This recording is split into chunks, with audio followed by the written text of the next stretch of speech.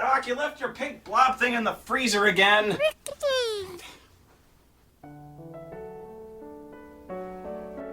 Okay. Spoony one, gone home to parts unknown. We'll miss everyone. Except Hulk Hogan. Warrior, P.S. Review this movie. P.P.S. Do more Counter Monkey. P.P.P.S. What Santa Claus and I had was purely consensual. So kiss my ass.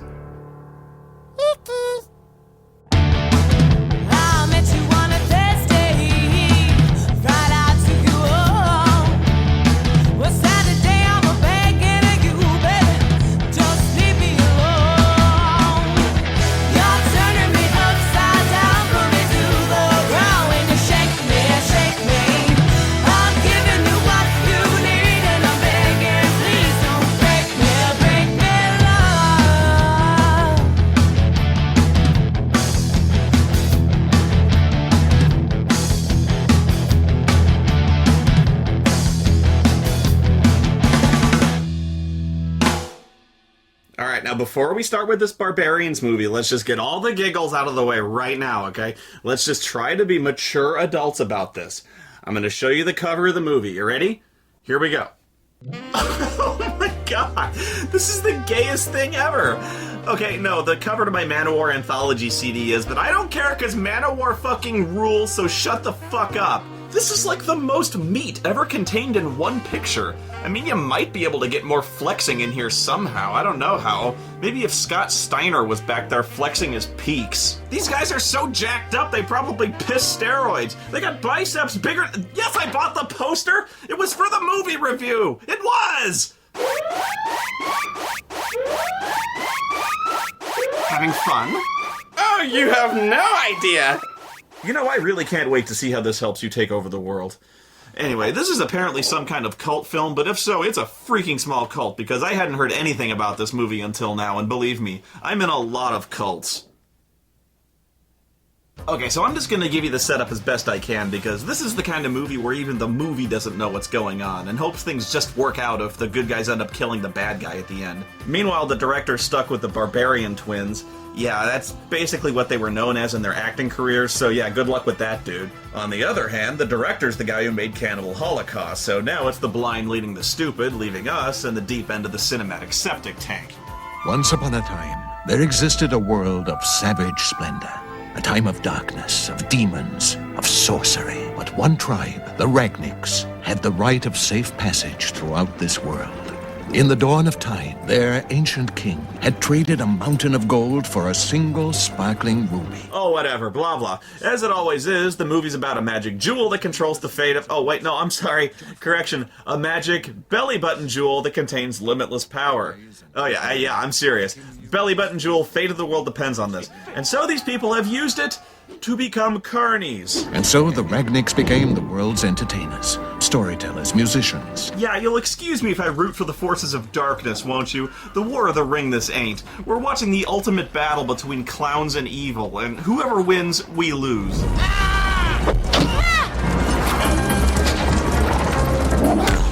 They killed Sideshow Bob! In the end, their extensive carnival training does not avail them in the field of combat, and they are driven in chains before the evil warlord, the guy from Werewolf. Oh boy. This guy is eventually gonna have to fight these guys. Think about that. Like sleeping like a coyote nose to anus. What? It's fun! Oh, spaghetti. Stand aside! My people are jugglers, musicians, storytellers! We know! He might not even know about the belly button jewel. He just wants to keep all these circus clowns from stomping all over his archaeology site with those big red floppy shoes. Stay where you are, fatty. The movie also stars Adrian Brody as Queen Amidala, who refuses to sign a treaty with the Shadowzar Trade Federation. You're the queen. Where is the ruby? And then one of the kids just runs up and bites the villain's fingers off. Way to sabotage your main antagonist, movie. It'd be like watching Conan as a child just run up and kick Thulsa Doom straight in the dick. Movie's done at this point. Guy's a fucking dork. Kill him! Not now, Yuri. I got a man hurt over here. Me too. Look, Bill. If you let them live, I promise I'll do whatever you want. I promise. Even if I wanted to, do it in the... You know? These two will never die by my hand or by the hands of my men. The little barbarians are taken prisoner and put to work on the Wheel of Pain until they grow huge and muscular. Wait, no, sorry, no room on the Wheel of Pain. We're going to a gulag where they're put to work digging for Yanaglanchi bones. And apparently they feed you nothing there but protein powder and anabolic steroids, causing everyone to emerge with the body of a Rob Liefeld drawing. Jesus Christ! But they refused to obey and rebelled. Okay, so, the guy from Werewolf promised not to kill the Barbarian twins, right? Instead, he spends over a decade on this elaborate plan to keep them separate, tell each one the other is dead, and then having each one constantly tormented and tortured nightly by a guy in a differently colored helmet. Just bear with me, okay? I know. Okay, then, the twins are raised through their entire childhood by having their asses kicked nightly by a guy in a helmet. The bad guy had to hire 2 full-time employees for this one specific purpose. And then the twins are taught how to fight. Kind of. I'm not really sure how well you can be taught to fight with one arm chained to a wall. And finally, this whole fucked up plan concludes with the twins being brought to an arena and masked with the helmet of the guy the other twin has been conditioned to hate, so they'll want to kill each other. Or he could just, I don't know, throwing this out there, lie and kill the kids the second they're out of earshot. Why is this guy going to such ridiculous extremes to keep some promise not to directly harm the children? And remember, a big reason he made this promise is just to get laid. This guy has a harem, by the way. Big harem, full of hot chicks. And I'll just be a pig and say it, she ain't exactly Helen of Troy. I don't know, maybe it's love at first sight, whatever. Maybe he's lawful evil and he's got a really strict code of honor. And this was the easiest way you could think of to get off on a technicality? These two will never die by my hand or by the hands of my men. Hey, here's a thought. Have a woman do it. There's one. She's a freak show, too. She's got donut hair. And hey, there's a guy with a spike coming out of his head. Their heads are sexually compatible. But what really kills me about her end of the deal is that she promises to do whatever he wants. That's what she says. Okay, tell me where the ruby is. And she doesn't fucking do it. Like 15 fucking years pass and she outright refuses to tell the guy. He fucking drapes her in gold and pearls trying to buy her off, and I'm like, what the fuck is going on, man? The fuck was the point of the deal? The diamond, Lau. The deal was for the diamond. You think I'm keeping you around so you can break me off a piece of ass every once in a while, crying the whole time about it? Bitch, please, I literally have a harem full of women, including a fucking Orion slave girl. You keep the girl, I find another. This movie makes no sense. I mean, not only does she break the deal, she breaks it immediately, and she's the one who breaks it first. And when you bust the deal, you face the Wheel of Pain, which lands the Barbarians in a cage match against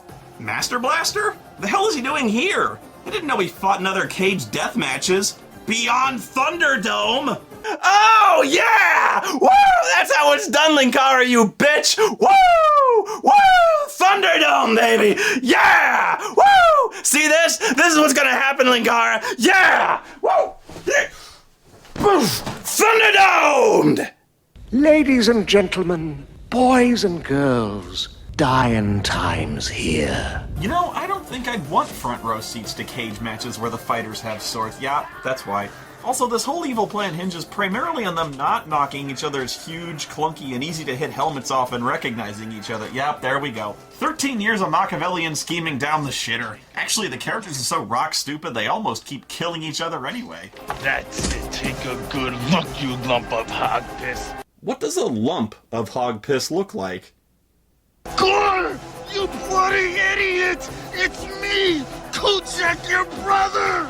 Lie and turn my brother's dead! Therefore, the only logical explanation is that you are a liar, and not the person who told me my brother was dead! When the two recognize what's-her-face in the crowd, the werewolf guy sends some guards in the arena, so the barbarians make their escape to someplace beyond Thunderdome. Woo! After them, I want their head! Yeah, I promised not to kill him, but now fuck it! All these years of getting snakes thrown at me, wasted! The twins run off and hide in a nearby forest, which just so happens to be the new home of the Naboo Carnies, who immediately accuse them of being spies and have them strung up for a hanging. I mean, really? These two? Spies? Look at them, they've got the collective IQ of a bucket of creatine. Second, why the fuck would anyone spy on these losers? What could you possibly hope to learn from these people? How to win at the ring toss game? How to make balloon animals?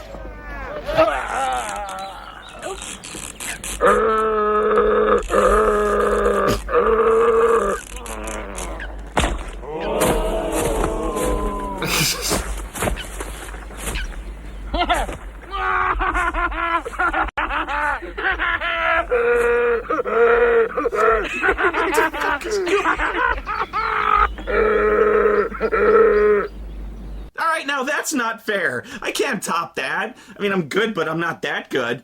What else is there to say but...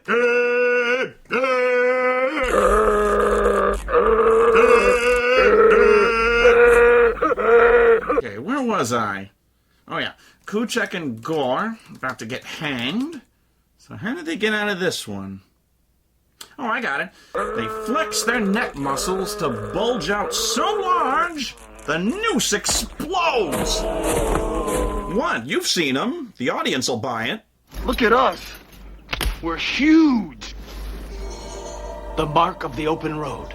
Right where Nanny put it. Oh yeah, check this out. The large and obvious identifying mark that proves these two are who they claim to be. Oh jeez, maybe we should have checked for that first before immediately hanging them. It would have only taken us no effort and literally 0 seconds to notice, since the mark is on the outside of their necks, they're virtually naked, and we were looking at their necks when we were putting ropes around them. Jeez, now I feel stupid! Whatever, so they go sneak back into the evil fortress to rescue Blondie. No, I don't know anyone's name, and I so don't care. Their plan seems to involve picking up a sleeping woman for absolutely no reason. Actually guys, I think she's dead. Guys, seriously, she's not moving. I think she's dead. In fact, she's gone fucking stiff. I think she's been dead for a while. Yeah, good job keeping a low profile, guys. You should probably be a little more stealthy if you want to get into the fortress undetected. Okay, I don't... You know, at this point, your guess is as good as mine. I can't even predict this. You be the judge. A battle cry of fury. A roar to summon your final desperate reserves of strength. A mating call. The answer is it's all of those things and more. It's really a universal shout appropriate for any occasion, so try it yourself. And hey, you single guys out there have a new secret weapon, so let me know how it goes. Actually, ladies, nobody said there can't be any female barbarians. As I was saying, the city is really heavily patrolled, so maybe instead of screaming like humping sea lions, they should really try blending in. Oh my god, what? Ah! Oh god! Oh god!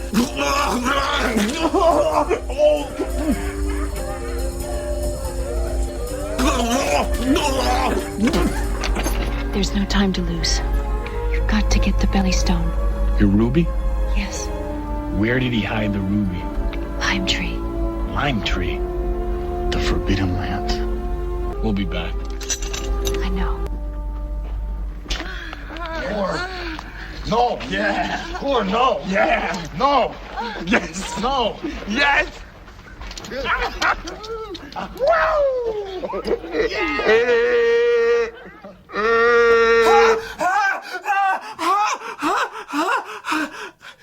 I feel like I need to gargle with napalm. I need an adult. Ah. Oh, oh! And now they're fucking women in the same room as their brother, in front of the woman who is basically their mother. This movie is inventing new sexual traumas. Oh my god! There's no time to lose. Yeah, no time to lose, guys. Let's go. Oh, wait, hang on. I never titty fucked a green chick before. At this point, the magic belly button stone that holds ultimate power doesn't even seem that silly anymore in comparison to all this bullshit that's going on now, does it? I mean, Jesus Christ, at one point they literally do start fighting a warwolf and the movie achieves full riffception. Yeah, I never thought I'd miss Conan the Destroyer, but here we are. Blondie tells him the magic belly stone is in the Bog of Eternal Stench, guarded by a giant dragon. And by dragon, I mean penis. And the dragon penis has eyebrows. It's better for the storybooks, you know? It's not quite as romantic to hear about the brave hero setting out on an epic quest to rescue the princess from a 60-foot fire-breathing penis. Dragon, let's go with dragon, okay? It's tube-shaped. We'll call it a Chinese dragon or some crap. I have an idea. We get in the hole. When it moves over the top, we kill it. No, you fools! Don't crawl in the deep, moist hole in the ground. That's just what the penis dragon wants!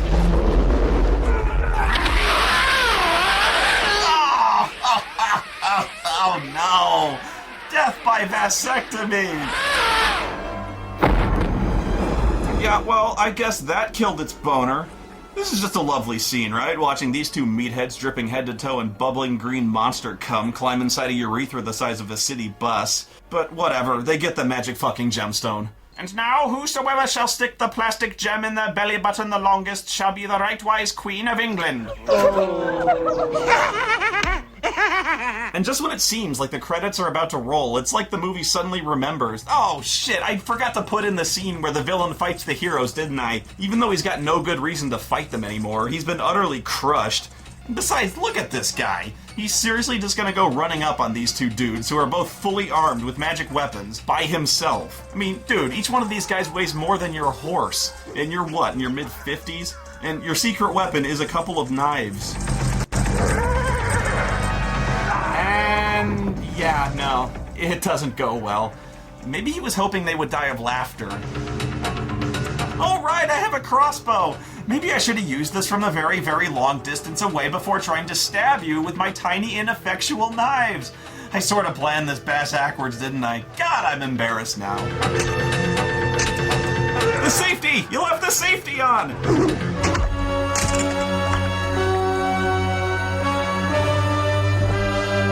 Actually, nope. The villain's undoing is simply that his secret crossbow weapon is a broken piece of crap, and it just didn't fire when he needed it to, for absolutely no explained reason. And then Chuck Norris shows up and blows him up with a rocket launcher.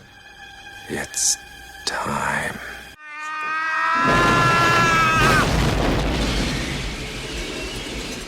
And then Tusken Raiders attack. And then they die. The end. Also, this lady's head was shaped like a donut. I don't think we've properly taken the time to fully appreciate the fact her head has a donut in it, and I will never know the reason why. Anyway, fuck this movie. The important thing to take away from this is that Linkara is a phony, and I remain king of the Thunderdome joke. Hail to the king, baby.